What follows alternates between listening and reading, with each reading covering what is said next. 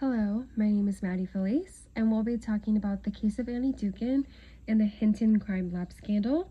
We'll also be looking into how this scandal showed various breaches of ISO 17025 standards. So, a quick case overview.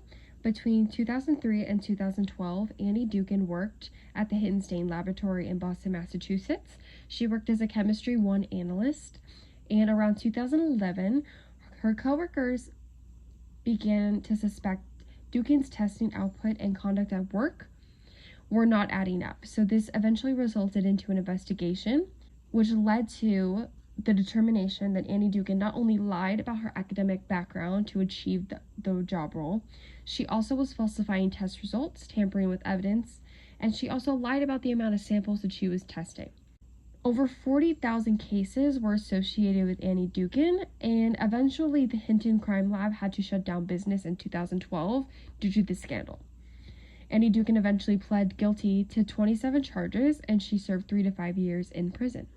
So based off of Annie Dookhan's misconduct, as well as the Hinton Crime Lab's management for not handling the situation properly, I was able to identify 6 standards of ISO 17025 that are not in compliance just based off of this scandal alone. So today we're going to be talking about impartiality, legal responsibility, competence requirements, selection and verification methods, technical records, and complaints. So for ISO 17025 clause 4.1.1 regarding impartiality, a laboratory's activities shall be undertaken impartially and structured and managed so as to safeguard impartiality. This was breached by Annie Dookhan due to her favoritism towards the prosecution. She did not uphold her impartiality for the defense, and she went as far as compromising samples with cocaine to achieve positive results to eventually lead to convictions. She failed to manage impartiality. She claimed that her pressures and desires of wanting to boost her own work performance and work completion is what led her to sway her judgment to do all of these things. And 3, there is a lack of demonstration and evidence of minimizing the risks. She would take a bunch of drug samples and dry lab them, releasing those results. So dry labbing is going to be identifying them based on the appearance, not actually doing the proper chemistry testing. Now for ISO clause 5.1 regarding legal responsibility, a laboratory shall be a legal entity or a defined part of a legal entity that is legally responsible for its laboratory activities. This standard was breached by the Hinton Crime Lab itself. It failed to uphold the responsibility of governing all lab activities.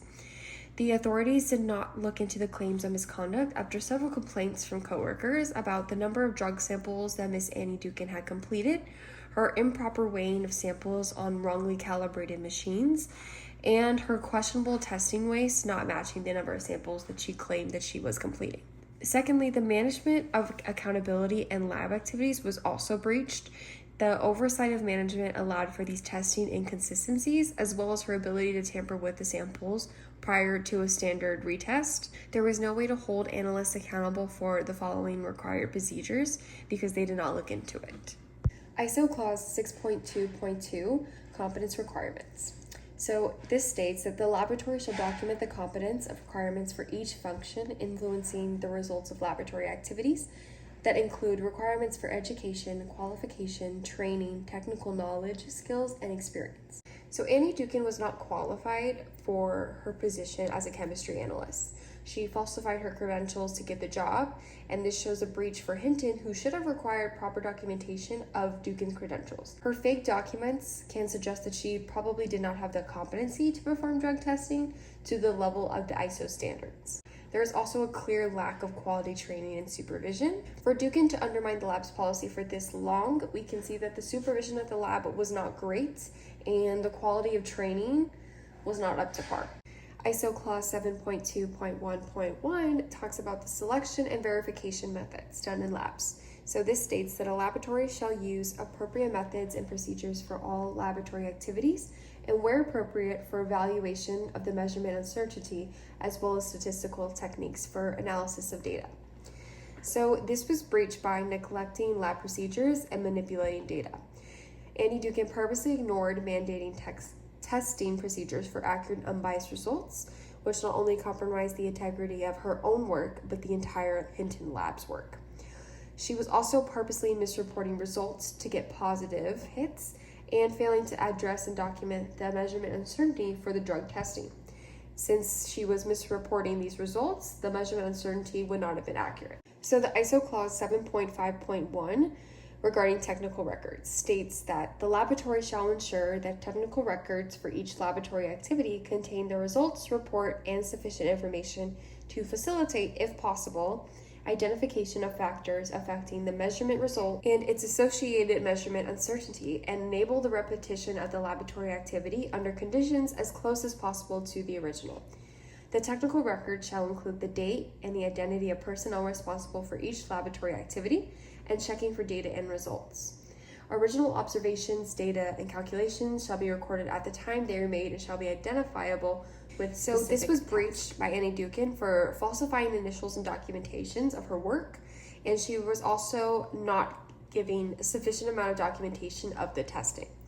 So there was evidence that Dookhan had forged coworkers' initials on records multiple times to cover up her neglect for certain procedures.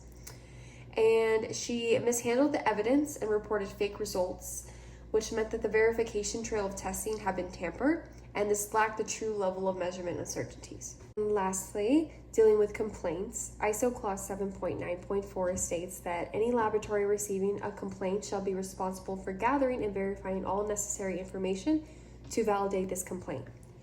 So this was breached by the Hinton Crime Lab because they failed to properly investigate all of the complaints from her coworkers. The accusations toward Annie Dookhan should have resulted in a thorough investigation based off her high productivity and the influx of positive results she was producing.